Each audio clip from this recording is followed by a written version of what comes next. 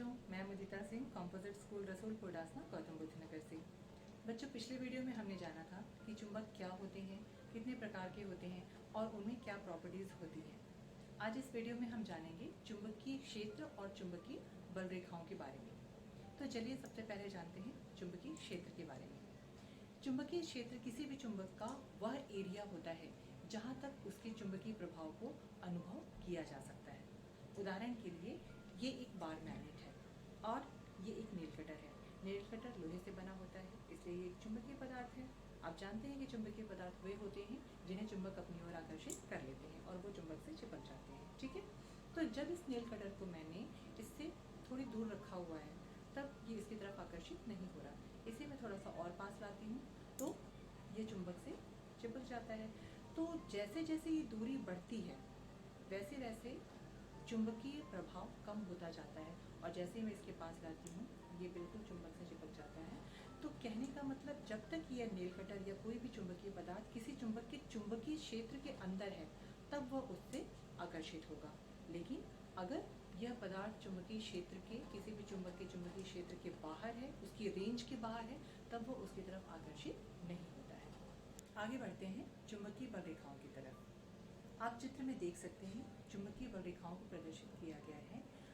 असल में हम किसी भी मैग्नेट का जो मैग्नेटिक फील्ड है या चुंबकीय क्षेत्र है वो हमें दिखाई नहीं देता। हम ये नहीं बता सकते कि इस चुंबक का जो चुंबकीय क्षेत्र है वो कहाँ तक है ना, यानी कितनी दूरी पर हम चुंबकीय पदार्थ को रखेंगे तब वो उसकी ओर आकर्षित होगा, वो हमें दिखाई नहीं देता। तो इसे प्रदर्शित करने के लिए चुंबकीय बल रेखाओं का इस्तेमाल किया जाता है। ये काल्पनिक रेखाएं होती हैं, वास्तव में ऐसी रेखाएं नहीं होती। चुंबकीय बल रेखाएं चुंबक के एन सिरे से एस सिरे की ओर, चुंबक का बाहर की ओर चुंबक के एन सिरे से एस सिरे की ओर जाती हैं और चुंबक के अंदर की ओर ये एस सिरे से एन सिरे की ओर जाती हैं। आप जानते हैं किसी भी चुंबक में दो ध्रुव होते हैं, एन यानी उत्तरी ध्रुव नॉर्थ पोल एंड एस यानी दक्षिणी ध्रुव साउथ पोल। चुंबकीय बल रेखाओं को समझने के लिए हम एक प्रयोग करते हैं। यह एक दंड चुंबक है। इसे हम सफ़ेद कागज़ के ऊपर रख देते हैं। अब इसके ऊपर हम एक दूसरा सफ़ेद कागज़ रखते हैं। अब आयरन चूर्ण को लेकर हम धीरे धीरे इस कागज़ पर गिराते हैं।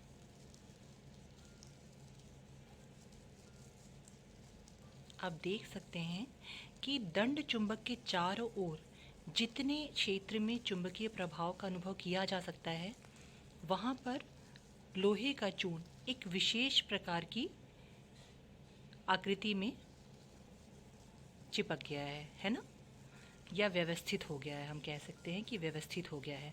तो इस प्रकार से ये जो प्रयोग है ये आपको इस दंड चुंबक के चारों ओर ये जो चुंबकीय क्षेत्र है यहाँ पर लोहे के चूर्ण की ये जो व्यवस्थित आकृतियाँ हैं ये दर्शाती हैं कि इसका चुंबकीय प्रभाव किस प्रकार से किस दिशा में काम कर रहा है। यहाँ पर एन उत्तरी ध्रुव से दक्षिणी ध्रुव की ओर ये रेखाएं आपको जाती हुई दिखाई दे रही होंगी और यहाँ पर भी दिख रहा है कि उत्तरी ध्रुव से दक्षिणी दिशा की ओर, दक्षिणी ध्रुव की ओर ये रेखाएं जा रही हैं। और साथ ही आप एक चीज़ और ध्यान दी होगी कि इस चुंबक के सिरों पर चुंबकीय प्रभाव ज़्यादा है, यानी लोहे का चूर्ण ज़्यादा दिख रहा होगा आपको। इसका मतलब कि चुंबक के जो सिरे होते हैं वहाँ पर चुंबकीय प्रभाव ज़्यादा होता है। ये भी ध्यान दीजिए कि जैसे जैसे चुंबक से ये चुंबक जो लोहे का चूर्ण है ये दूर जो लोहे का चूर्ण गिरा हुआ है ये किसी आकृति में व्यवस्थित नहीं हो रहा है, मतलब ये जो चूर्ण है ये इस चुंबक के चुंबकीय क्षेत्र से बाहर है, लेकिन जो चूर्ण जो है लोहे का वो चुंबक के चुंबकीय क्षेत्र के अंदर है, वो एक विशेष प्रकार की आकृति में व्यवस्थित हो गया है। तो बच्चों, आशा करती हूँ इस प्रयोग के द्वारा आपको चुंबकीय बल रेखाएं और चुंबकीय क्षेत्र का जो कॉन्सेप्ट है वो ज़्यादा अच्छी तरह से समझ में आया होगा। धन्यवाद।